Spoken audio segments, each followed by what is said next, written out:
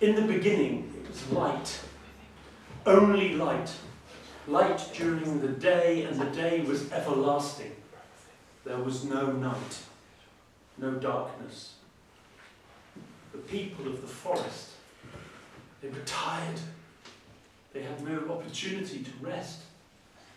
The trees, the leaves were wilting.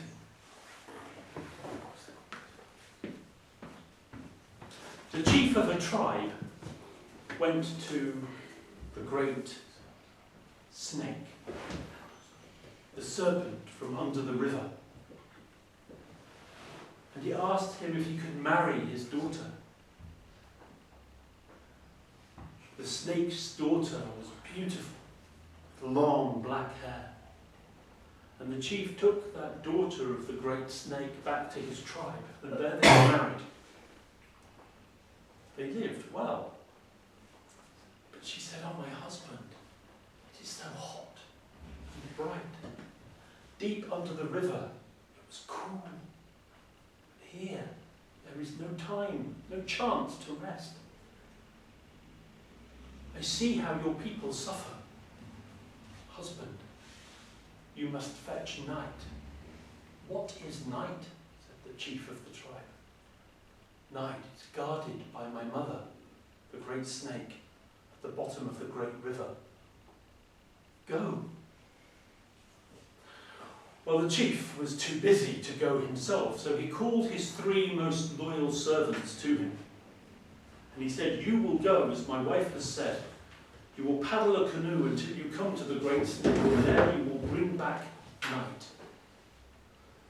Well, they got into their dug-out canoes, and they paddled up the river against the stream.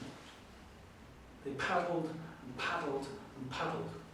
The current was strong. It was hot.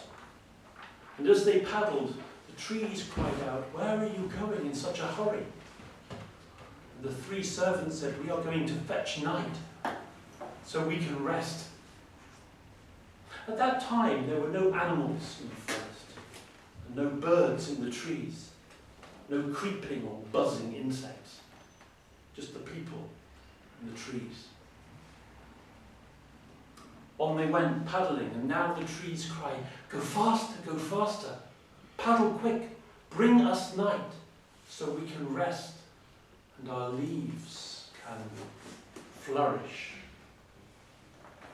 Finally, they came to the place of the great snake, and there they called for her, and from under the river, the great snake said, "What is it that you want? We come from your daughter, our chief's wife. She asks for night. If my daughter asks for it, it shall be given." And the snake went swimming down under the waters and returned with a nut. "Night is inside this nut," said the great snake. "Take this nut, but do not break it open until you find my daughter." And they took the great hard-shelled nut, and they put it into their canoe. And they thanked the great snake, and they paddled.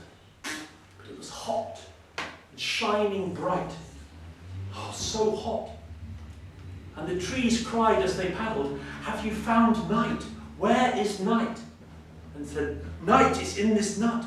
Open the nut," cried the trees. "Free the night. Let us have night." And they could hear from inside the nut strange whispering, scratching sounds. They were tired, and they pulled over their canoe to the bank of the great river. And they took out the nut, and they wondered, if only we could rest in the bright light and heat. But the 3 servants, they picked up a great stone, and they smashed the nut. And out of the nut flooded the thick black night, and they were covered, and they were afraid. They could see nothing. They were so afraid that out of the nut came crawling things that crawled over their skin. Things flapped and beat against their faces. They heard roaring, screeching, wailing, shrieking. The three servants were mortally afraid. Far away at the place of the tribe, the people were afraid as well, for night had covered them, and all creatures were crawling on their skin and growling in the darkness. They were afraid, so afraid that they cried in anguish. The daughter of the great snake, she plucked one long hair from her head, and she swept that hair and broke the night, and there was the crack of dawn, and light returned to the world. But the people were still afraid, for they had never seen the colourful winged birds in the trees, or the eight-legged spiders, the shrieking animals.